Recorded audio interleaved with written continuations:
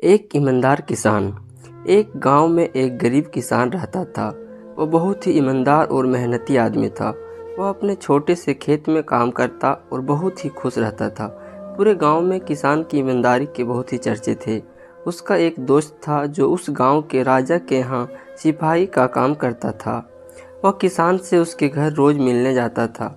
एक बार राजा ने अपने दरबार में एक ऐलान किया कि उसके बगीचे में काम करने वाला एक अच्छा सा कारीगर चाहिए जो उसके बगीचों के पेड़ पौधों और फूलों का ध्यान रख सके।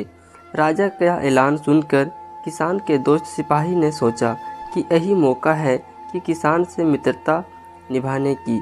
मैं उसे यहाँ बगीचे में काम पर लगवा दूंगा। उसका वह मेरा साथ भी रहेगा एवं किसान का भला भी हो जाएगा।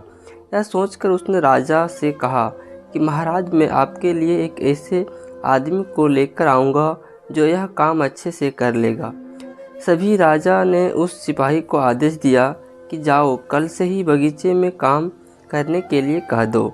उसी वक्त वह सिपाही अपने दोस्त किसान के पास पहुंच गया और उसने किसान को बगीचे के काम की सारी बात बता दी और किसान ने भी काम करने के लिए खुशी खुशी हाँ कर दिया।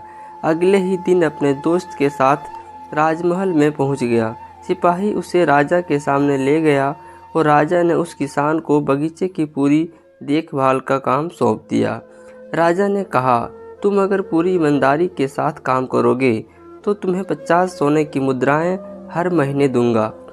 किसान खुशी खुशी बगीचे में काम करने के लिए हाँ कर देता है और वह उसी वक्त बगीचे में काम करने लगा। किसान बगीचे में बहुत दिल लगाकर काम करता था। कुछ दिन बीत गए। किसान ने बगीचे को बहुत सुंदर व हरा भरा बना दिया। राजा को उसका काम बहुत पसंद आया।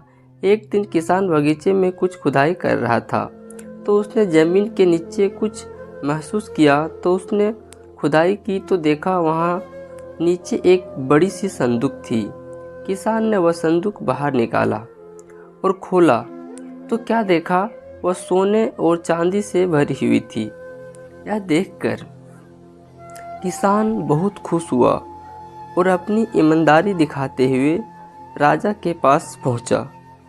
राजा किसान की ईमानदारी देखकर बहुत खुश हुआ और उसके साथ वहां गया जहां किसान ने खजाना निकाला था। राजा ने देखा तो कहा, यह खजाना तो हमारे पूर्वजों का है। हम कई वर्षों से इसे खोज रहे थे। खजाना देख राजा बहुत ही खुश हो जाता है। राजा अगले दिन किसान को पूछता है, तुम्हें क्या इनाम चाहिए? किसान बोला, मालिक, मुझे कुछ नहीं चाहिए। मेरे पास जो भी है मैं उसी में खुश हूँ। राजा उसकी इतनी अच्छी बात सुनकर और खुश हो गया और उसने किसान को अपना मंत्री बनाने का फैसला किया। किसान ने राजा की बात मान ली और मंत्री बन गया। ऐसे ही इंटरेस्ट कहानियों के लिए